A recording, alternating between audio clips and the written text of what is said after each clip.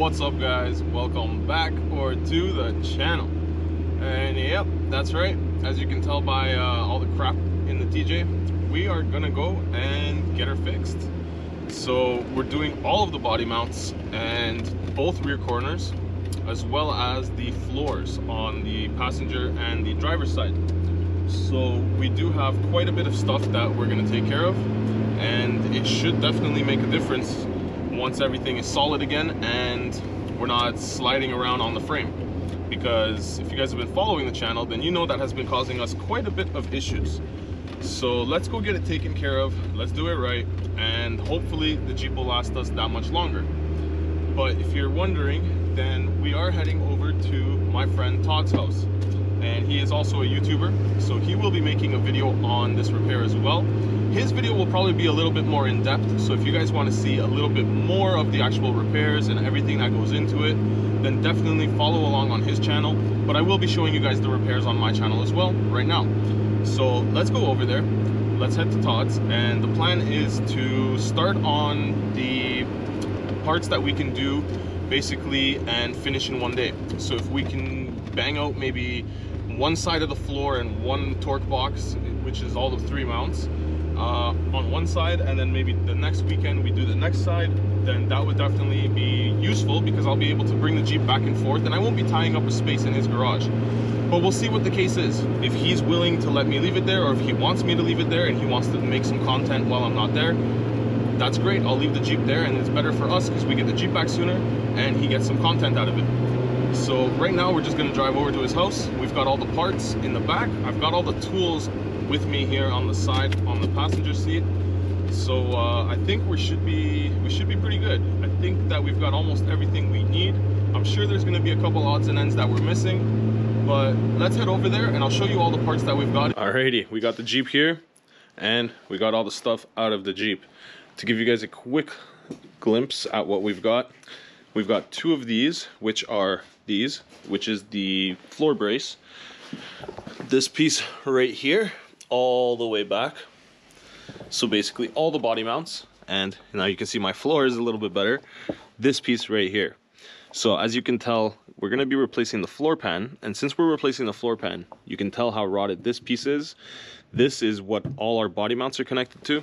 So I purchased one of those, and this is an original Mopar piece, licensed by Jeep. And we also do have all of the nuts for the mounts welded in, and we also have all of the mounts for the body, because this bolts to the body, then you weld it in, and then you use the body mounts to secure the body to the frame. So now we have the floor pan as well. Also, the floor pan is another Key Parts product. Key Parts is all the Mopar licensed products. So that's the Mopar, that's Mopar. It's gonna go in right here. We're gonna do the floor and the brace. That's what we're gonna start on. Then in this box, I've got the corners. So from here all the way down, this entire corner, this entire corner.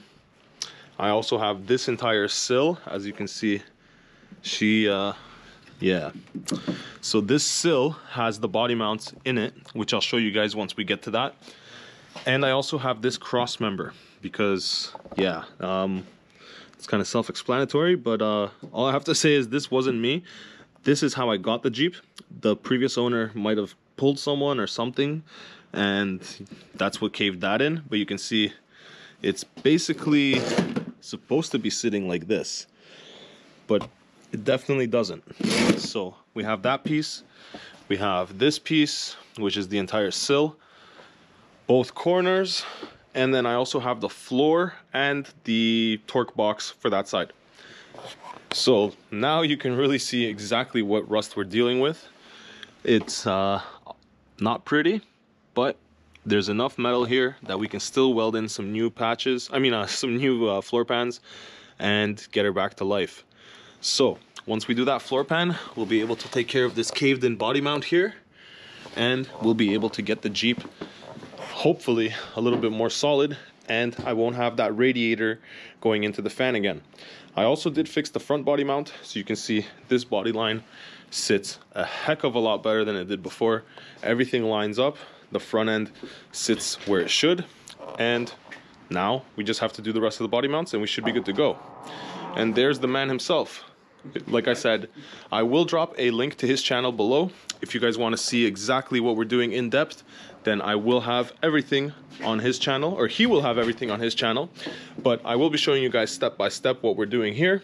But like I said, if you want to see in depth, all the videos will be up on Todd's channel.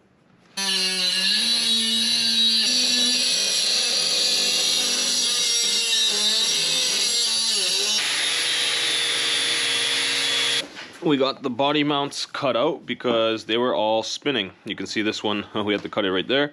And that is the part that is part of the torque box. So wherever the torque box is, just over here. So you can see this is this. Probably with a piece of floor because the nut is in there. So there's probably a, yeah. So as you guys just saw, we had to cut out a few of them. There's all the washers and the bolts, but we got the body mounts ready to come out. This one's just gonna basically slide right out in a second. And I cleaned up inside a little bit so you guys can see exactly what we're dealing with over here. There's a nice little access panel now, and you see I did actually coat it from the bottom, so there was some coating there, but we got it all cut out. I mean, we got it all cleaned up. Now we're gonna get it all cut out and we're gonna tackle the torque box first. Then we're gonna go and move to the floor. And there's our third one, which you can see also came with pieces of the body. So I think this was the torque box and this was the floor. I don't know. Either way, they're out. We've got all three of our body mounts out here. Now I'm just gonna have to clean these up, get that last stud out, and get these ready to go back in once we have our new torque box installed. So those are garbage. And check this thing out. What year is this out of? 77. It's out of a 77 Plymouth. So basically like a little baby high lift, or yeah, basically. And she does the job, man. Pretty cool. And you can also tell that these mounts are a little bit damaged as well. So this one I've had welded here, you can see. This one, well, it's not supposed to be leaning that much, or at all, I should say. And then we've got a couple of more bolts back there on the actual torque rail we've got to get off. We also cut off the ones up here on the front. So now, last couple bolts, and then the rail should be unbolted and ready to be cut out.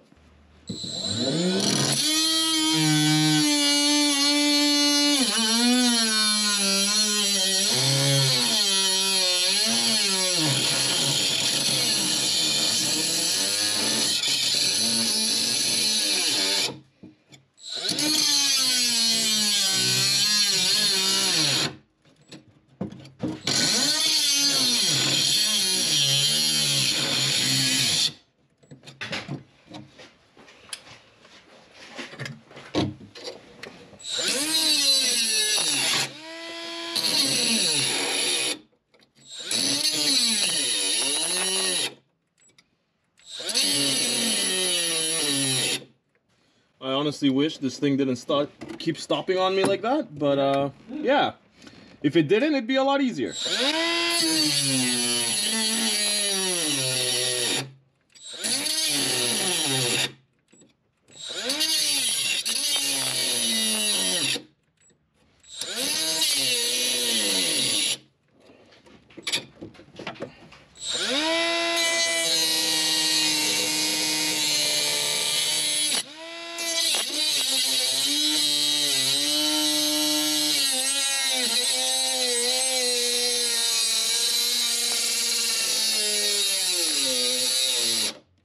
That was a good one.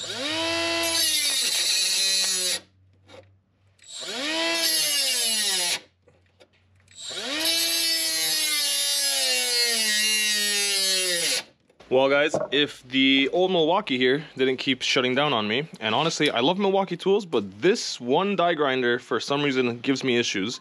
I don't know if it's because of the safety that it wants to stop when it gets pinched so that you don't break a disc. Either way, it's quite annoying.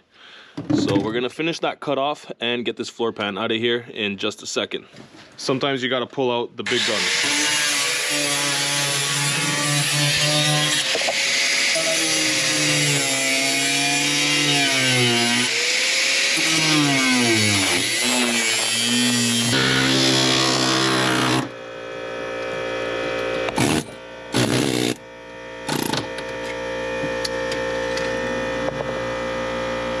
Oh, I see. That's where your patch is. Where you put your second piece in there.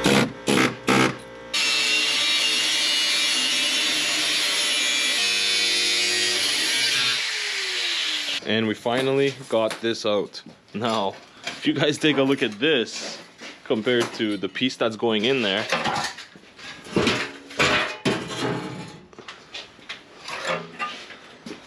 it's a bit of difference, I'd say. That mount has definitely seen better days. Wow. So yeah, cannot wait to actually get this thing back together. She's probably gonna drive different because it won't be flexing and sliding around on the frame. But there's the floor and there's the body mount. That only took us about 2 to 3 hours. So we've got the body and the body mount all cut out, ready for the rest of the torque box underneath here to come out. Then after we get all of that out, then we can start worrying about getting it back in. But yes, lots of bird droppings, lots of rust, and yeah, unfortunately now I won't have that early detection system that'll let me know that the water's getting too deep, because my feet won't be getting wet anymore. But I think I can survive without that.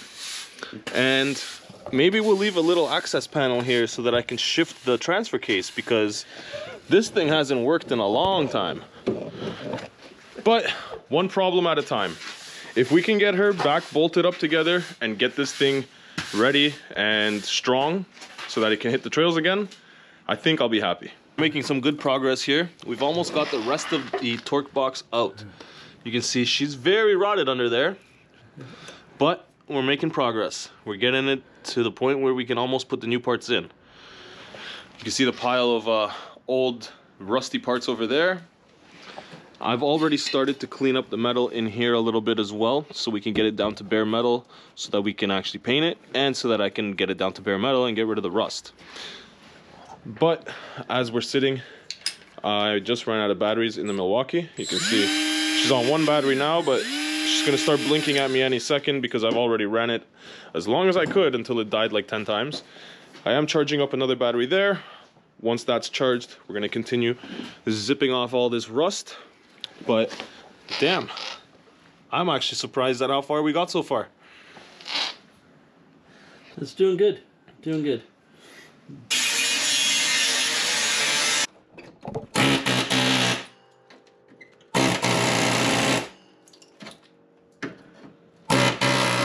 Ah, the bolts. So there was 2 or 3 bolts back there that we couldn't get, that we told ourselves, don't worry, once we remove the whole rail, we'll get there and it'll be easy. Well, now it's easy. Yeah.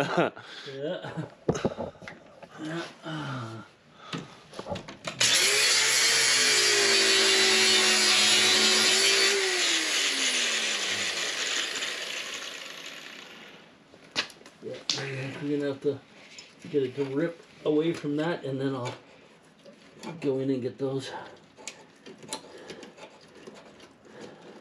See if I can't cut it just underneath them. And then I can take them off because I'm gonna have lots of room to get at them.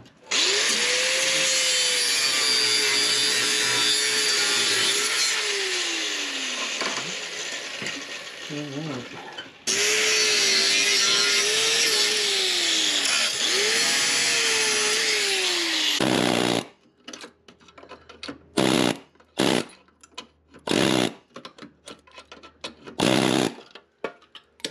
Look at that. There we go.